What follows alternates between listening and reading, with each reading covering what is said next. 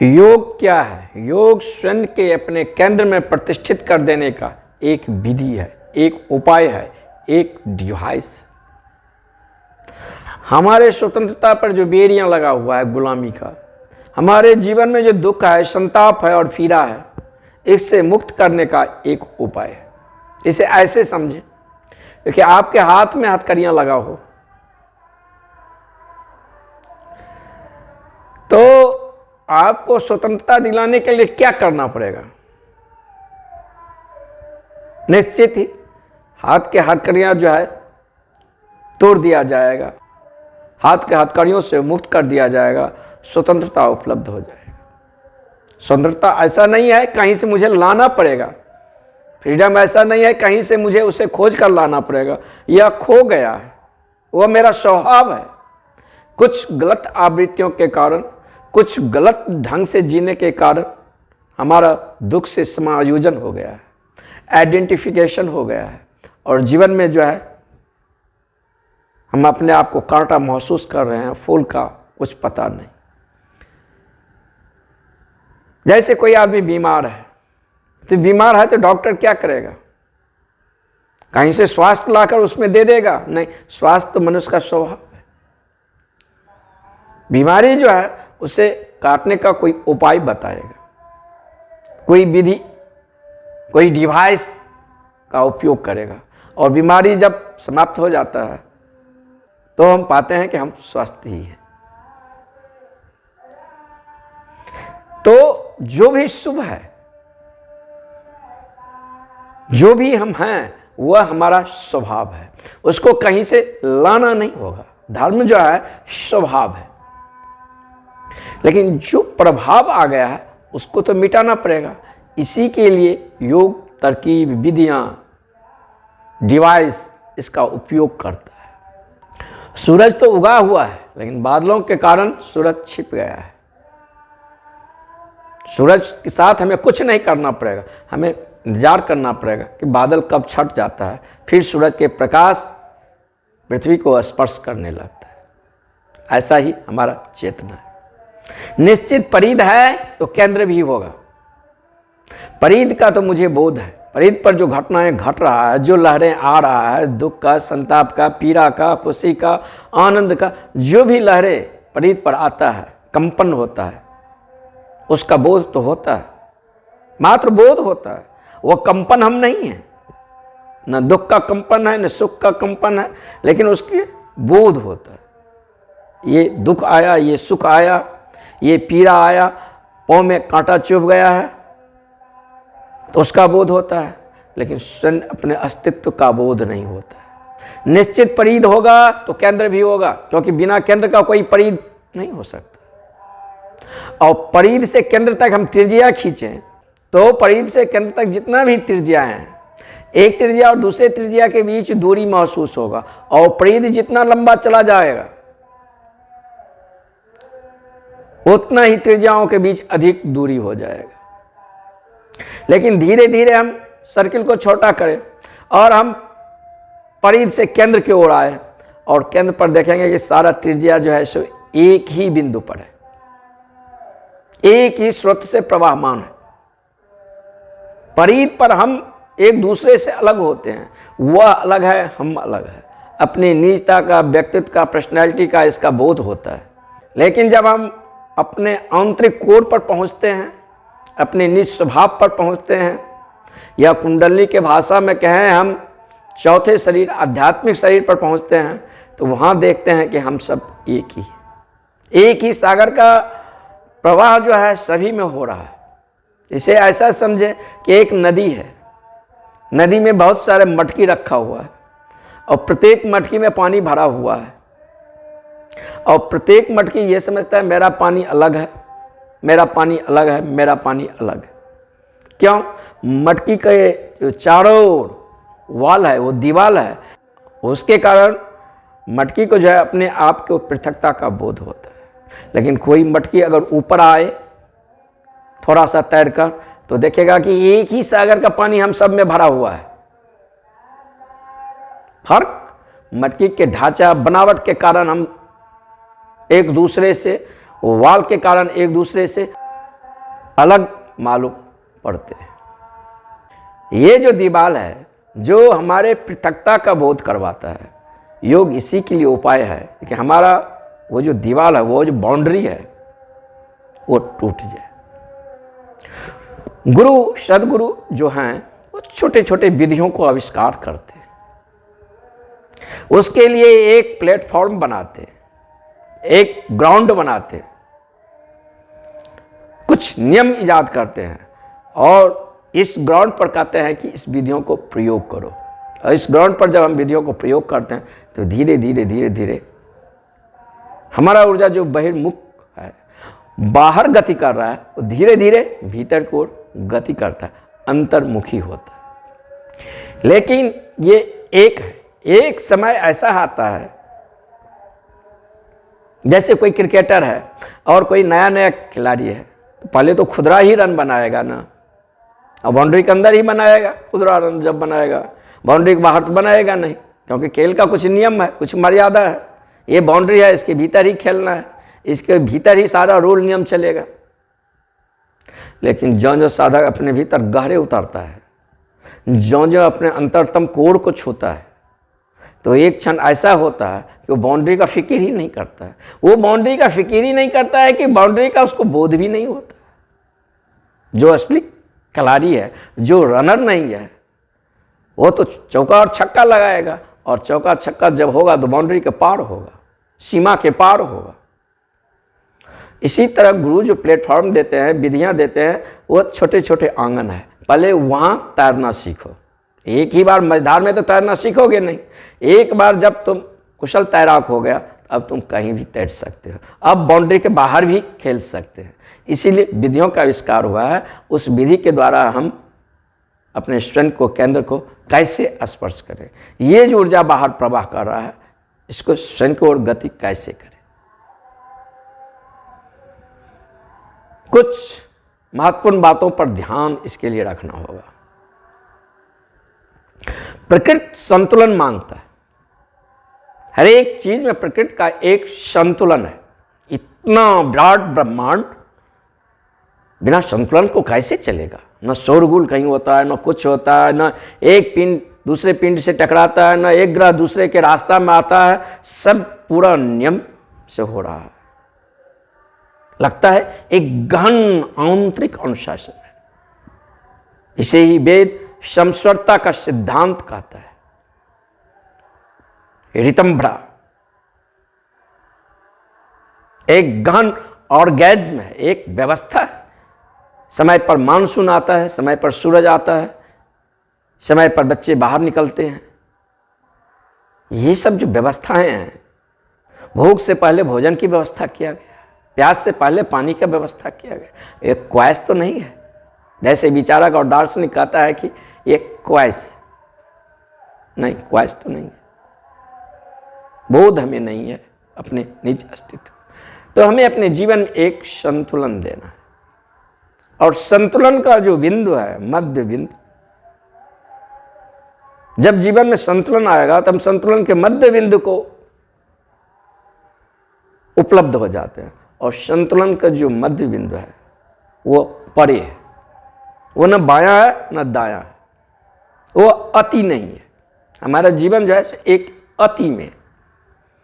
अब कोई आदमी खा रहा है तो शरीर केंद्रित हो गया, उसका सारा संस्कृत, उसका सारा जीवन का दृष्टि जीव केंद्रित होगा। उसके जीवन में और कोई आयाम ही नहीं आएगा। अगर जीवन का कोई भी वह सुख जाना होगा या किसी बहाने जीवन को वह स्पर्श करता होगा तो भोजन के ही द्वारा होगा। उसका सारा संस्कृत शरीर केंद्रित हो जाएगा, तो उसके जीवन में कोई और आयाम नहीं होगा। अब कोई आदमी महत्वाकांक्षी है, इतना ज्यादा महत्वाकांक्षी है कि लगातार बाहर दौड़ दौड़ दौड़। अब इस दौड़ में वह स्वयं को भूल गया, उसका खाना पीना सारा, नींद सारा उड़ गया है, अपने आप को लगातार दौड़ कर रहा है महत्वाकांक्षा के पीछे। कोई आदमी अति विश्राम कर रहा है, इतना अति विश्राम कर रहा है कि विश्राम के कारण से जो है सो वो एक तीसरे अति पर पहुंच रहा है। हमें जीवन को किसी भांत एक्सट्रीम में नहीं जाना है, न अत्यधिक भोजन। न अत्यधिक भोजन क्यों कह रहा है योग?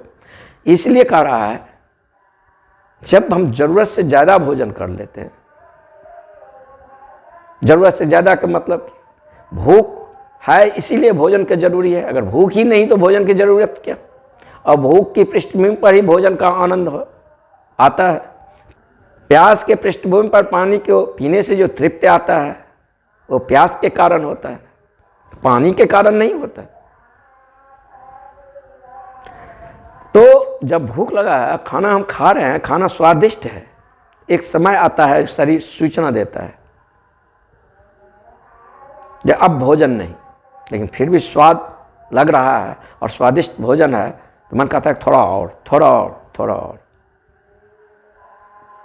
जब हम शरीर को नहीं सुनते हैं, मन को सुनते हैं, पेट तो हमारा भर गया है लेकिन फिर भी भोजन और डाल रहे हैं, ये असंतुलन का बिंदु हो गया। जब हम खाना खाते हैं तो होता है क्या, खाना खाने के बाद हम थोड़ा शिथिल हो जाते हैं, हम थोड़ा विश्राम करना चाहते हैं। हमारा जो ऊर्जा जो है, जब हम खाना खाते हैं तो उसको पचाने के लिए सारा ऊर्जा पेट में चला जाता है। अब जब तक वो खाना को पचा नहीं लेगा तब तक बाकी इंद्रियों को भोजन मिलेगा नहीं। इसीलिए खाना खाते ही हम उनिंदा महसूस करने लगते हैं, क्योंकि मस्तिष्क के पास जो ऊर्जा था उसको बुला लिया गया है, या अन्य इंद्रियों के पास जो ऊर्जा है उसको बुला लिया गया है। और अभी शरीर के लिए सर्वाधिक जरूरी है कि खाना को पचाना, क्योंकि खाना अधिक समय तक अगर पेट में रह जाएगा तो वह सड़ने लगेगा। इसीलिए खाना खाते ही हमें थोड़ा नींद महसूस होता है। समयक नींद, निश्चित जो श्रम करेगा उसे नींद का भी जरूरी होगा, और समयक जो है सो विश्राम भी करना चाहिए, और समयक कर्म भी करना चाहिए, अत्यधिक नहीं, किसी भी चीज में अति नहीं। ऐसे समझिए 8 घंटा श्रम, 8 घंटा नींद, 8 घंटा मेडिटेशन। जब ये तीनों पॉइंट संतुलन हो जाता है तो हम अपने मूल संतुलन के बिंदु को उपलब्ध हो जाते हैं, अपने स्वभाव में प्रतिष्ठित हो जाते हैं। हमें स्वभाव को कहीं से लाना नहीं है, या हमारा स्वभाव ऐसा नहीं है खो गया है। स्वभाव पर जो बाहर से प्रभाव पड़ गया है उसको हटाना है, उस बेड़ियां को काटना है, उस गुलामी की जंजीर को तोड़ना है। जैसे कोई आदमी स्वतंत्र है, बिल्कुल फ्रीडम है, और उसके हाथ में हथकड़ियां अगर आप डाल दिए हैं तो उसके स्वतंत्रता को लाने के लिए हमें क्या करना पड़ेगा? स्वतंत्रता के साथ तो कुछ नहीं करना पड़ेगा, कुछ भी करना पड़ेगा तो इसके हाथ में हथकड़ियों के साथ करना पड़ेगा। और जब हथकड़ियों से हाथ को मुक्त करते हैं तो पाते हैं कि वो आदमी स्वतंत्र है। तो मनुष्य के जो अल्टीमेट संभावना है, चेतना का जो मूल स्वर है अल्टीमेट, वह फ्रीडम। इसीलिए अन्य मामला में बहुत कुछ प्रकृति के हाथ में है, लेकिन चॉइस,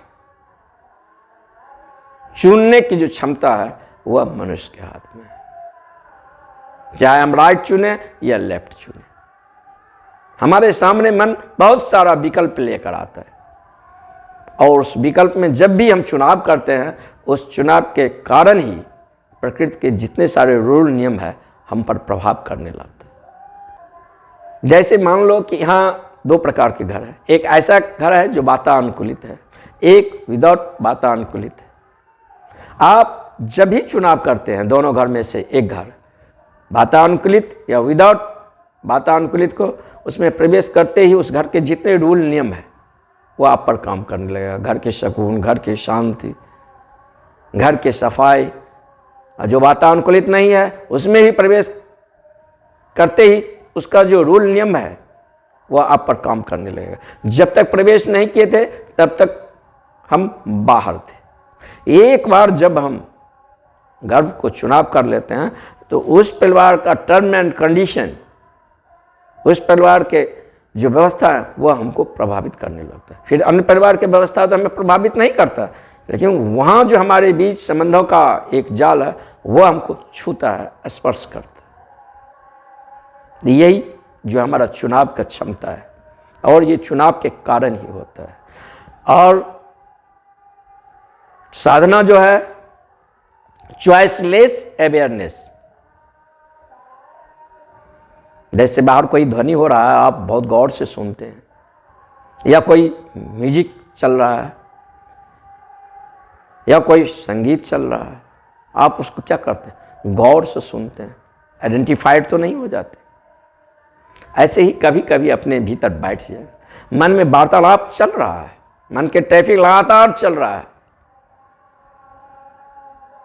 दोनों मस्तिष्कों के बीच बातचीत जारी है, अपने ही कल्पना के लोक में मात बैठ जाए, किसी के साथ आइडेंटिफिकेशन नहीं करें, कोई चुनाव नहीं करें, ये अच्छा बोला ये बुरा बोला, दोनों को बात भीतर गौर से सुने, मात सुने, निष्पक्ष। इसे ही कृष्णमूर्ति चॉइसलेस अवेयरनेस कहते हैं। जागरूकता तो पूरा हो लेकिन चुनाव नहीं हो, क्योंकि जब तक चुनाव होगा तब तक बंधन होगा। जब हम चुनाव के परे हो जाते हैं तब बंधन के भी परे हो जाते हैं।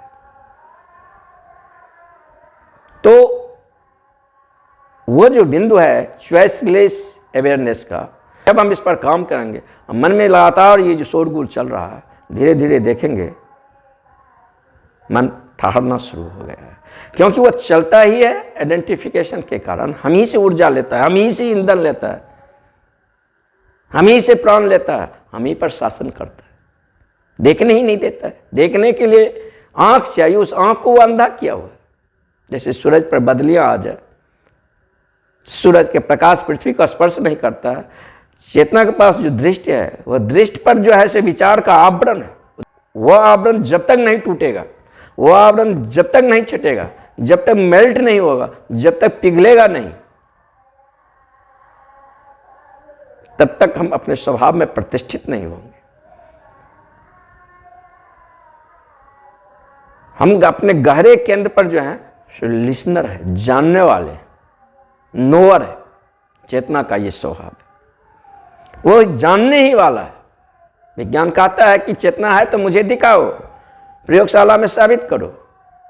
हम उससे अपने वैज्ञानिक टेबल पर काट पीट करेंगे, जांचेंगे, परखेंगे, लेकिन स्वयं जानने वाला है उसको कौन जान सकता है?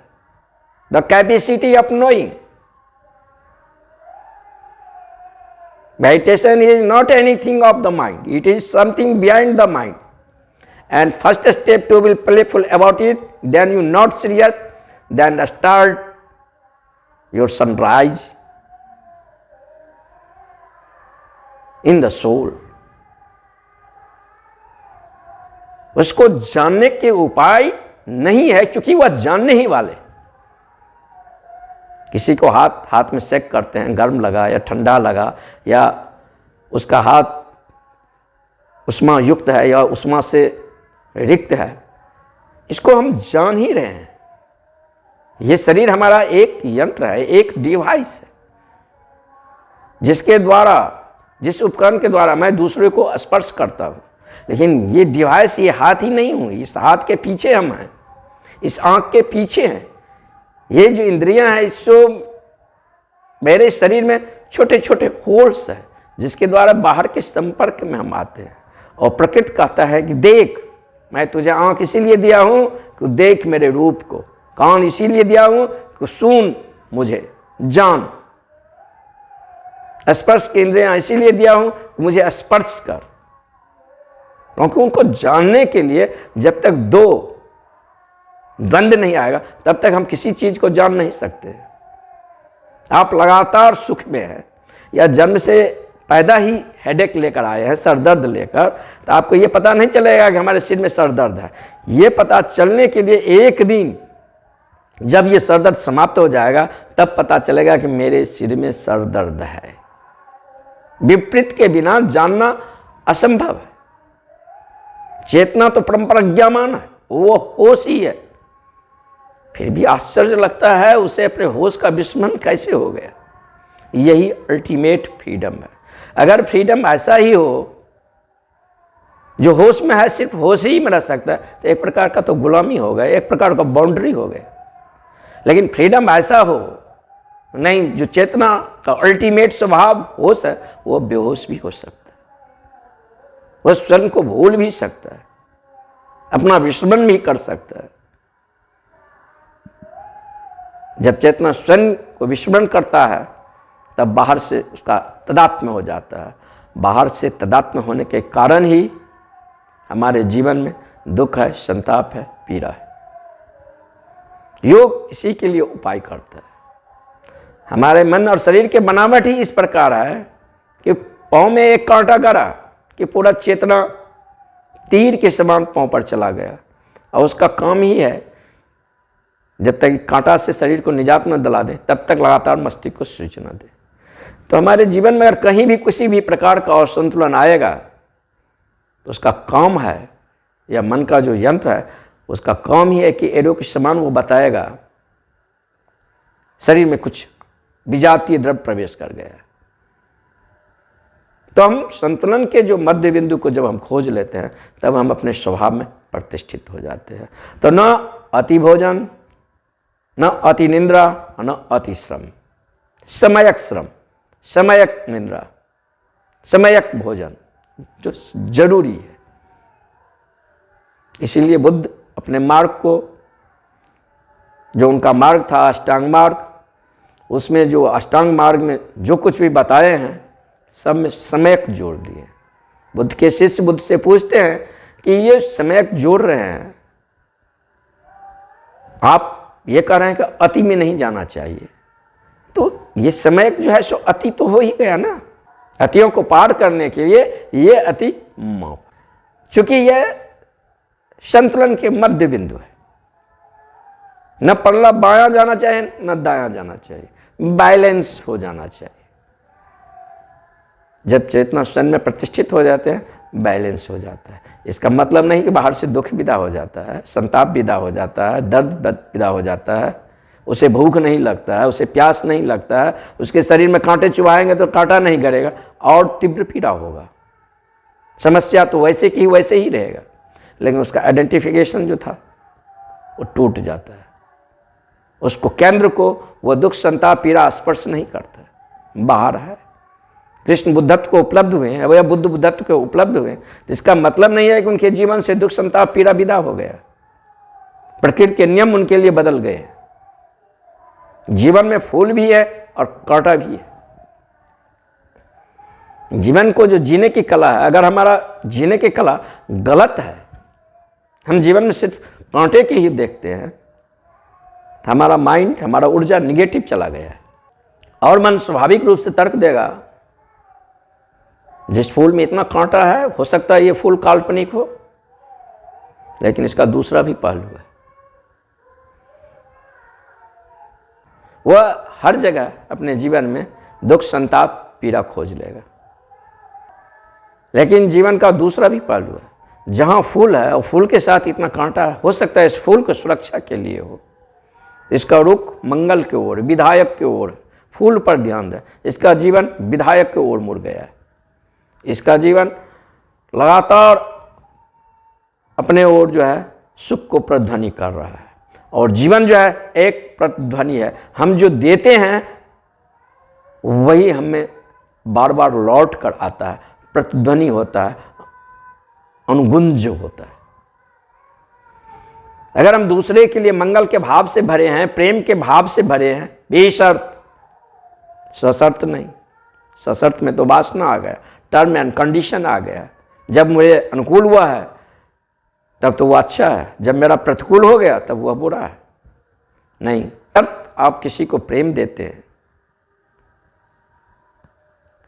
उसके लिए मंगल के कामना करते हैं, चाहे वो पशु हो, पक्षी हो, पेड़ हो, पौधा हो, संपूर्ण ब्रह्मांड के प्रति, तो वो मंगल के भावना अनेक अनेक रूपों में आपके प्रति, आप तक वो प्रतिध्वनि होकर आता है।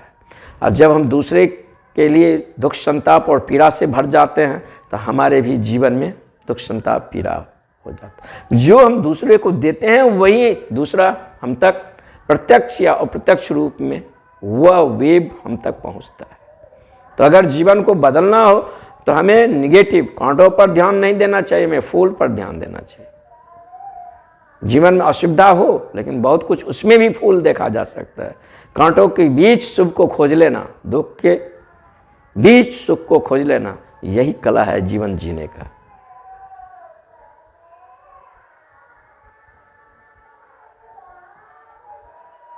तो योग का पहला जो दृष्टि है, हम नेगेटिव से अपना मुख मोड़े, पॉजिटिव की ओर हो जाए।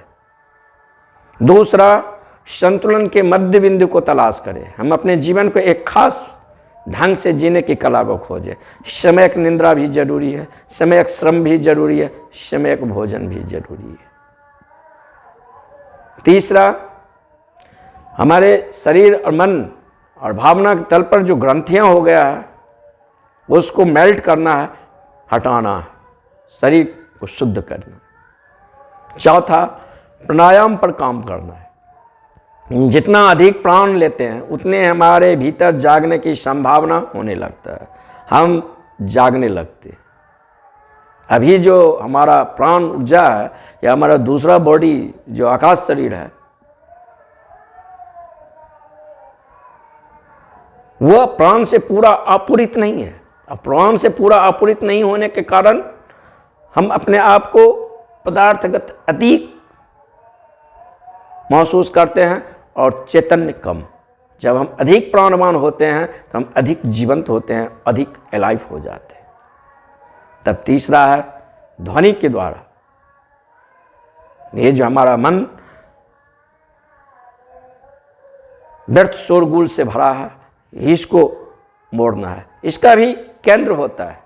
अगर कोई आदमी लगातार अल्कोहल लेता है तो उसका मस्तिष्क में फॉल्स केंद्र विकसित हो जाता है, और एक बार मस्तिष्क में जब फॉल्स केंद्र विकसित हो गया तो हम वही सोचेंगे, वो मस्तिष्क वही सलाह देगा जो हमारे लिए दुर्भाग्य लाता है, दुख लाता है, संताप लाता है और पीड़ा लाता है। वह सही खोज भी नहीं सकता। और एक राइट केंद्र है। एक बार जब राइट केंद्र विकसित हो गया है तो जीवन में सारा शुभ ही अच्छा ही बताता है। उसके राह पर जब हम चलने लगते हैं तो हमारा जीवन आनंद और मंगल से भर जाता है। मनुष्य वही है जिसमें दूरदर्शिता, वह इस जीवन को बारे में तो सोचता भी है, आगे भविष्य के बारे में तो सोचता ही है, आने वाले जीवन को भी वह चैनलाइज करता है। इतनी जिसका पैनी दृष्टि नहीं हो उससे मनुष्य कहने का कोई हक नहीं। हम जो कृत्य कर रहे हैं वो कृत्य क्या अंजाम अपने साथ लेकर आएगा, इसके बारे में तो पहले हमें सोचना चाहिए। इसीलिए तो बुद्धि दिया गया। नहीं तो पशु भी भोजन करता है, हम भी भोजन करते हैं, वह भी श्रम करता है, हम भी श्रम करता है, वह भी मैथुन करता है, हम भी करते हैं, वह भी प्रजनन करता है, हम भी करते हैं। पशु से हम किस अर्थों में अच्छे हैं?